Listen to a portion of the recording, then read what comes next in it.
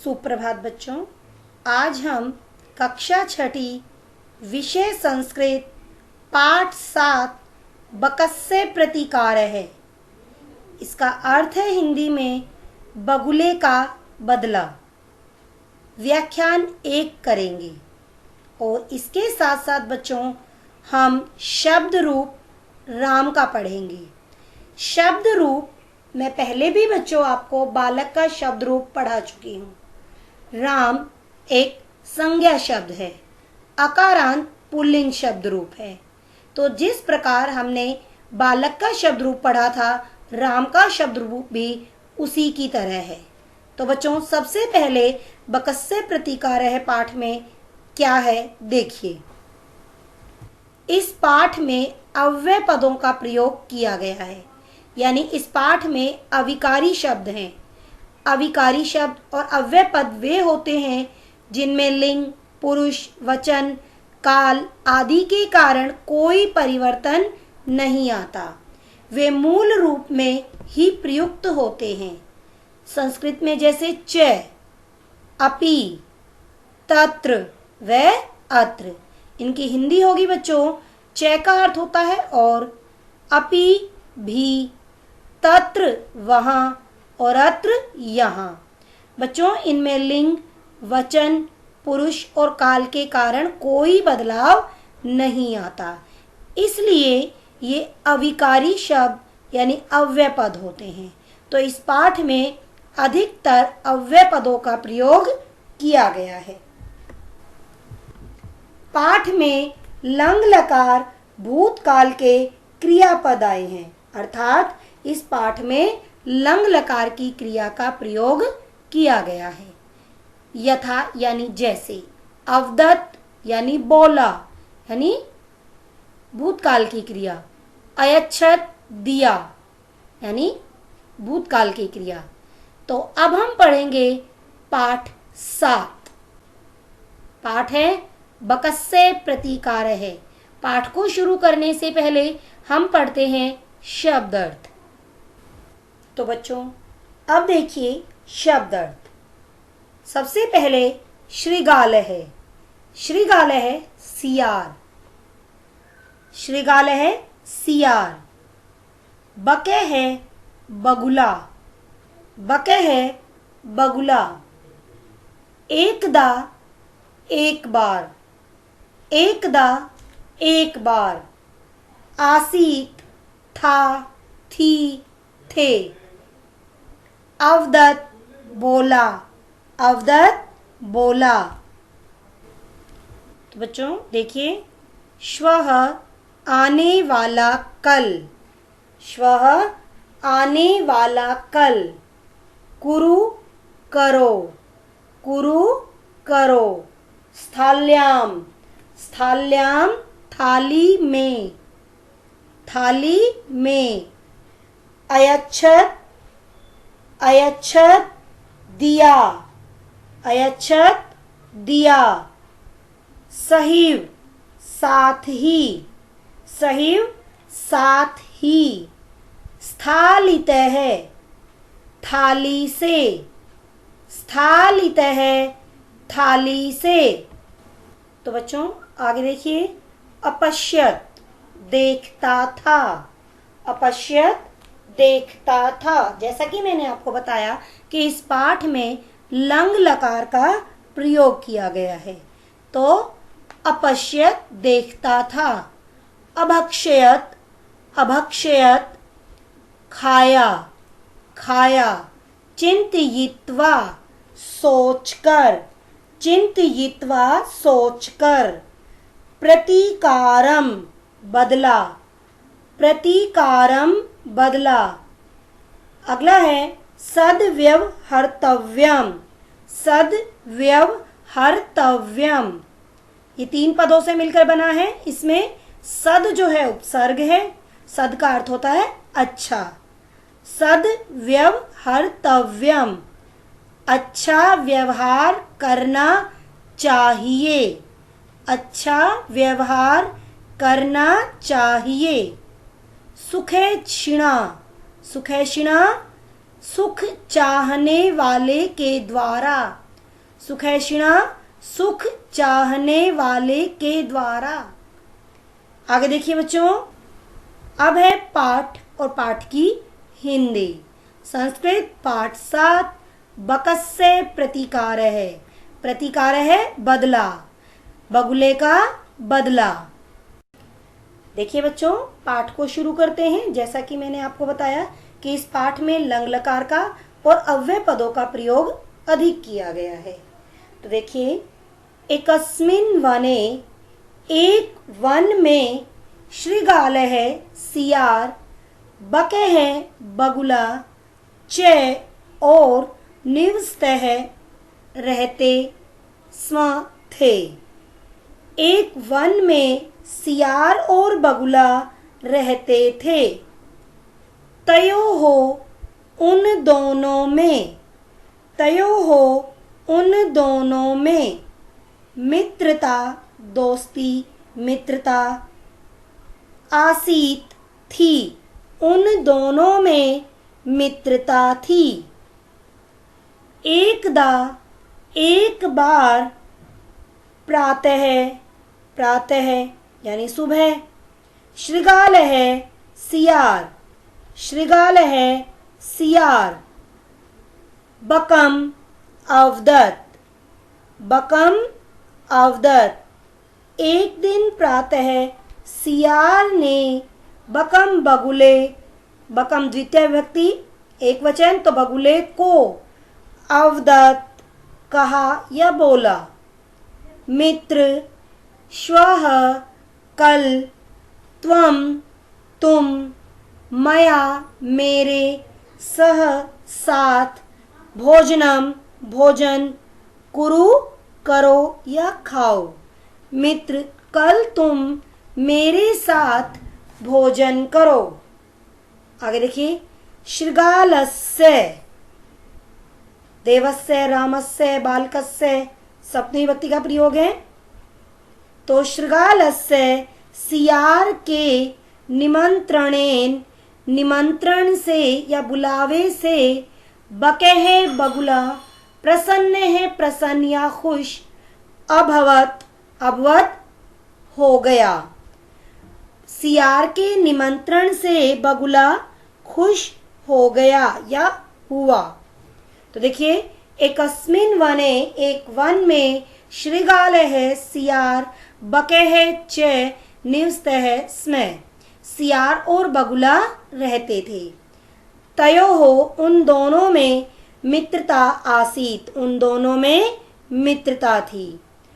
एकदा प्रातः श्रृगालः बकम् अवदत्। एक दिन सुबह सियार ने बगुले को कहा, मित्र, श्वः त्वं, कल तुम, मया सह भोजनम कुरु, मेरे साथ भोजन करो।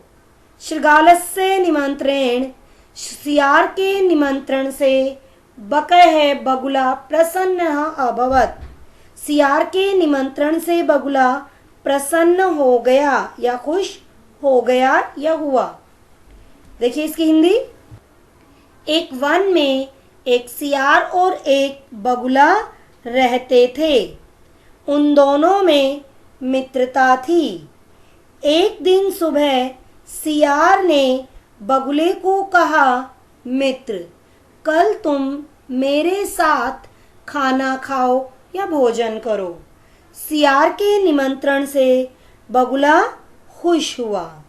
सियार के निमंत्रण से बगुला खुश हुआ। तो बच्चों, आपने ये कहानी सुनी भी है, क्योंकि ये कहानी सियार और बगुले की भी है और सारस और लोमड़ी की भी है इसी प्रकार की। आगे देखिए पाठ। देखिए बच्चों, आगे बढ़ाते हुए पाठ को, अग्रिम दिने, अगले दिन, सह वह, भोजनाय भोजन के लिए, श्रृगालस्य सियार के, निवासम निवास स्थान पर, अगच्छत गया। तो अगले दिन वह भोजन के लिए सियार के निवास स्थान पर गया। कुटिल स्वभाव है, बुरे स्वभाव वाले या कुटिल स्वभाव वाले, श्रृगालः सियार ने, स्थालयाम थाली में, बकाए शिरोदनम, बगुले को खीर, शिरोदनम खीर अयच्छत दी। तो कुटिल स्वभाव वाले सियार ने थाली में बगुले को खीर दी। बकम अवदत च और बकम बगुले को, अवदत कहा और बगुले को कहा, मित्र दोस्त, अस्मिन इस पात्र में, आवाम हम दोनों, अधुना अब, सही साथ ही, खादा वह खाते हैं। इस पात्र में हम दोनों अब साथ ही खाते हैं। भोजन काले, भोजन के समय, बकस्से चंचुहु बगुले की चोंच, स्थालितः थाली से, भोजन ग्रहण करने में समर्था न अभवत समर्थ नहीं हुई। अतः बकह इसलिए बगुला केवल शिरोदनम खीर अपश्यत देखता ही रह गया।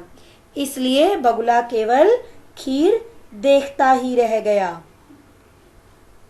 शृगाल है, शृगाल यानी सियार, तू तो सर्वम सारी, शिरोदनम खीर अभक्षयत खाली, सियार ने तो सारी खीर खा ली। तो अगले दिन वह भोजन के लिए सियार के निवास स्थान पर गया। कुटिल स्वभाव वाले सियार ने थाली में बगुले के लिए खीर दी। बकम चैवदत्त और बगुले को कहा, मित्र इस पात्र में हम दोनों अब साथ ही खाते हैं। भोजन के समय बगुले की चोंच थाली से भोजन ग्रहण करने में समर्थ नहीं थी या समर्थ नहीं हुई। अतः बगह इसलिए बगुला केवलम शिरोदनम अपश्यत केवल खीर देखता रह गया। शृगालः तू सियार ने तो सर्वम शिरोदनम अभक्षयत सारी खीर खा ली। अब देखिए इसकी हिंदी। अगले दिन वह भोजन के लिए सियार के निवास स्थान पर गया।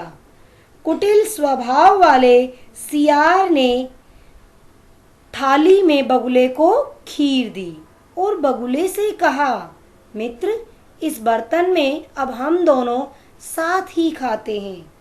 भोजन के समय बगुले की चोंच थाली से भोजन ग्रहण करने में समर्थ नहीं थी। अतः बगुला केवल खीर देखता रह गया।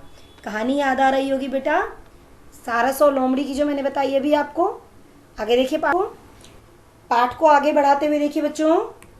शृगालेन वंचितः सियार के द्वारा वंचितः ठगे जाने पर बकह अचिंतयत बगुले ने सोचा यथा अनेन जिस प्रकार अनेन इसने मया मेरे सह साथ व्यवहार कृतः किया तथा अहम अपि मैं भी तेन उसके सह साथ व्यवहारिष्यामि मैं भी उसके साथ वैसा ही व्यवहार करूँगा। एवं चिंतित्वा ऐसा सोचकर सह शृगालम उसने सियार को कहा या सियार से कहा, मित्र दोस्त मित्र त्वम अपि तुम भी श्वः कल सायं शाम को मया मेरे सह साथ भोजनम करिष्यसि। मित्र तुम भी कल शाम मेरे साथ करिष्यसि करोगे भविष्यत काल। तो मित्र तुम भी कल शाम को मेरे साथ भोजन करोगे। बकस्य निमंत्रणेन बगुले के निमंत्रण से शृगालः प्रसन्न भवत सियार खुश हो गया। तो बगुले के निमंत्रण से सियार खुश हो गया। तो देखिए बच्चों अब इसकी हिंदी। सियार के द्वारा ठगे जाने पर बगुले ने सोचा जिस प्रकार का व्यवहार इसने मेरे साथ किया है उसी प्रकार मैं भी उसके साथ वैसा व्यवहार करूंगा। ऐसा सोचकर उसने सियार से कहा, दोस्त कल शाम मेरे साथ भोजन करोगे। बगुले के निमंत्रण से सियार खुश हो गया। तो देखिए, तुम भी कल शाम मेरे साथ भोजन करोगे। तो उसने अपना बदला लेने के लिए कुछ सोचा, एक योजना बनाई और उस योजना के तहत उसने उसे खाने के लिए निमंत्रण दिया। आगे देखिए, यदा शृगालः सायं बकस्य निवासम अगच्छत। तो बच्चों, यदा जब, शृगालः सायं जब सियार शाम को, बकस्य बगुले के, निवासम निवास स्थान पर, भोजनाय भोजन के लिए, अगच्छत गया, लंगलकार, तदा बकः तब बगुले ने संकीर्ण मुखे छोटे मुख वाले कलशे कलश में शिरोदनम खीर अयच्छत दी। तो जब सियार शाम को बगुले के निवास स्थान पर भोजन के लिए गया, तब बगुले ने छोटे मुख वाले कलश में खीर दी।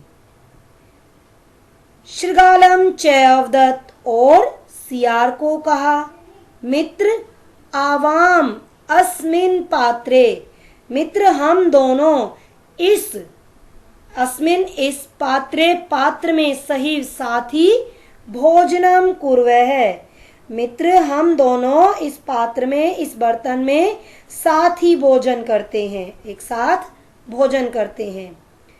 बकः कलशात, बगुले की चोंच कलश से, तो बगुले ने कलश से, चंचवा शिरोदनम अखादत, बगुले ने कलश से चोंच के द्वारा खीर खाई।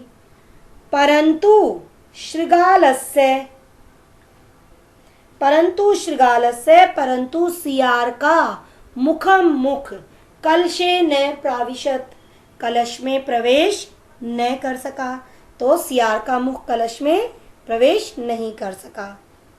अतः बकः, इसलिए बगुला, सर्वम सारी, शिरोदनम अखादत, खा गया। तो इसलिए बगुले ने सारी खीर खा ली। शृगालः सियार च केवलम, और सियार केवल ईर्ष्या पश्यत, जलन के कारण या ईर्ष्या के कारण देखता रह गया। तो बच्चों, तो यहाँ पर है, जब सियार शाम को बगुले के निवास स्थान पर भोजन के लिए गया, तब बगुले ने छोटे मुख वाले कलश में खीर दी और सियार से कहा, दोस्त हम दोनों इस बर्तन में साथ ही भोजन करते हैं। तो बगुले ने कलश से चोंच द्वारा खाई, तो बगुले ने कलश से चोंच के द्वारा खीर खाई, परंतु सियार का मुख कलश में नहीं जा सका, इसलिए बगुला सारी खीर खा गया। सियार केवल ईर्ष्या से, जलन से देखता ही रह गया। तो देखिए इसकी हिंदी केवल अब, जब सियार शाम को बगुले के निवास स्थान पर भोजन के लिए गया, तब बगुले ने संकुचित छोटे मुख वाले बर्तन में खीर डाली और सियार से कहा, मित्र हम दोनों इस बर्तन में साथ ही भोजन करते हैं। बगुले ने कलश से चोंच द्वारा सारी खीर खाई, परंतु सियार का मुख कलश में प्रवेश न कर सका, इसलिए बगुला सारी खीर खा गया और सियार केवल ईर्ष्या से देखता रहा। आगे देखिए बच्चों, तो बच्चों देखिए, शृगालः बकम, सियार ने बगुले के प्रति यादृशम, जैसा या जिस प्रकार का, व्यवहारम व्यवहार अकरोत, सियार ने बगुले के साथ जिस प्रकार का व्यवहार किया। बकहे अपि, बगुले ने भी शृगालम प्रति, सियार के प्रति वैसा ही, तादृशम वैसा ही, व्यवहारम व्यवहार, कृत्वा करके, प्रतिकारम बदला, अकरोत लिया। या सियार ने बगुले के साथ जिस प्रकार का व्यवहार किया, बगुले ने भी सियार के प्रति वैसा ही व्यवहार करके बदला लिया। तो उक्तमपि कहा भी गया है। आत्म दुर्व्यवहारस्य, अपने बुरे व्यवहार का, फलम फल, भवती होता है, दुखम दुखदाई या कष्टदाई या कष्ट वाला।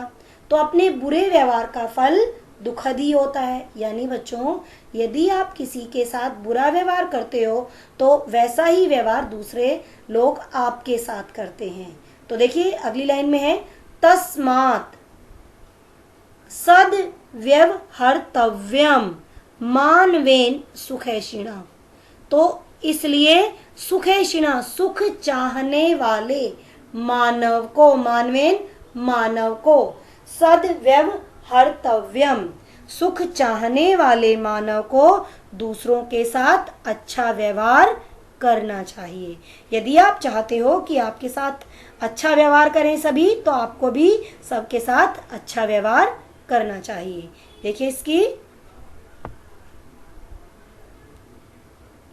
सियार ने बगुले के प्रति जिस प्रकार का व्यवहार किया, बगुले ने भी सियार के साथ वैसा ही व्यवहार करके बदला लिया।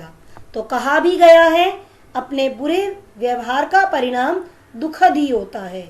इसी कारण सुख चाहने वाले मानव को सदैव दूसरों के साथ अच्छा व्यवहार करना चाहिए। तो इस पाठ में हमने अव्यय पदों का प्रयोग सीखा, जैसे तदा, यदा, सह, एव, प्रति, प्रातः, सायं, अधुना आदि। ये सभी शब्द अव्यय शब्द हैं और इनमें लिंग, वचन, पुरुष और काल के कारण कोई बदलाव नहीं आता है। तो पाठ के साथ साथ जैसा कि मैंने आपको बताया कि हम पढ़ेंगे शब्द रूप भी। आकारांत पुल्लिंग शब्द रूप राम का, जैसा कि बच्चों हम पहले बालक का शब्द रूप भी पढ़ चुके हैं, उसी के आधार पर देखिए, संस्कृत भाषा में लिंग, वचन और पुरुष 3 प्रकार के होते हैं। मैं पहले भी बता चुकी हूँ बच्चों। तो वचन देखिए, एक वचन, द्विवचन, बहुवचन। लिंग, पुल्लिंग, स्त्रीलिंग, नपुंसकलिंग। पुरुष, प्रथम पुरुष, मध्यम पुरुष, उत्तम पुरुष। तो बच्चों आगे देखिए, राम का शब्द रूप कारक चिन्हों के साथ हम देखेंगे, क्योंकि संज्ञा शब्द है ये और इसके साथ कारक चिन्ह लगे हुए हैं। तो बच्चों प्रथमा विभक्ति राम है, रामौ, रामाहा। तो कारक चिन्ह के साथ राम है यानी राम ने। जब हम वाक्य बनाते हैं बच्चों, उस समय पर इन कारक चिन्हों का ध्यान रखते हुए संस्कृत शब्द लिखे जाते हैं। तो देखिए, राम है, राम ने, रामौ, 2 रामों ने, रामाहा, सभी रामों ने। द्वितीय विभक्ति रामम, राम को, रामौ, 2 रामों को, 2 रामों को, रामान, सभी रामों को। तृतीय विभक्ति रामेण, या राम से, रामेण, राम से। रामाभ्याम, 2 रामों से, राम ही, सभी रामों से। चतुर्थी विभक्ति रामाय, राम के लिए, रामाभ्याम, 2 रामों के लिए। रामेभ्यः, सभी रामों के लिए। तो बच्चों प्रथमा विभक्ति राम है, रामौ, रामाहा। द्वितीय विभक्ति रामम, रामौ, रामान। तृतीय विभक्ति रामेण, रामाभ्याम, रामहि। चतुर्थी विभक्ति रामाय, रामाभ्याम, रामेभ्यः। मैंने आपको कारक चिन्हों के साथ बताया अभी ये, तो कारक चिन्हों के आधार पर करना है आपको। आगे देखिए, विभक्ति रामात से कारक चिन्ह, जब कोई चीज किसी से अलग होती है उस समय पर पंचमी विभक्ति का प्रयोग होता है अपादान कारक का। तो रामात, राम से अलग होने के लिए जब से लगेगा। रामाभ्याम, दो रामों से। रामेभ्य, सभी रामों से। षष्ठी विभक्ति। रामस्य, राम के, राम का, राम की। षष्ठी विभक्ति। तो संबंध का के की अधिकरण कारक अगला है, तो संबंध षष्ठी विभक्ति के कारण का के की लगेगा। तो रामस्य, राम के। रामयोहो, दो रामों के। और रामाणाम, सभी रामों के। सप्तमी विभक्ति। रामे यानी राम में या राम पर, अधिकरण कारक में और पर कारक चिन्ह। रामयोहो, दो रामों में। रामेषु, सभी रामों में, संबोधन कारक। हे राम, हे रामौ, हे रामः, संबोधन कारक यानी इसका प्रयोग हम किसी को पुकारने के लिए करते हैं। आगे देखिए बच्चों, बिना कारक चिन्हों के राम का शब्द रूप। प्रथम विभक्ति। रामे रामौ रामाः। द्वितीय विभक्ति। रामम रामौ रामान। तृतीय विभक्ति। रामेण रामाभ्याम रामहि। चतुर्थी विभक्ति। रामाय रामाभ्याम रामेभ्यः। आगे देखिए पंचमी विभक्ति। बच्चों जरा पंचमी विभक्ति देखिए। रामात रामाभ्याम रामेभ्यः। रामात रामाभ्याम रामेभ्यः। षष्ठी विभक्ति। रामस्य रामयोः रामाणाम। रामस्य रामयोः रामाणाम। सप्तमी विभक्ति। रामे रामयोः रामेषु। रामे रामयोः रामेषु। संबोधन कारक। हे राम, हे रामौ, हे रामः। हे राम, हे रामौ, हे। पाठ 7 बकस्य प्रतिकार है कि हिंदी याद करो व राम का शब्द रूप लिखो। तो बच्चों मैंने आपको इस वीडियो में बकस्य प्रतिकार है पाठ पढ़ाया है। आपको उसकी हिंदी याद करनी है, यानी उस पाठ को पढ़ना भी है और याद भी करना है। और राम का शब्द रूप आपको अपनी हिंदी की कॉपी में लिखना है। धन्यवाद बच्चों।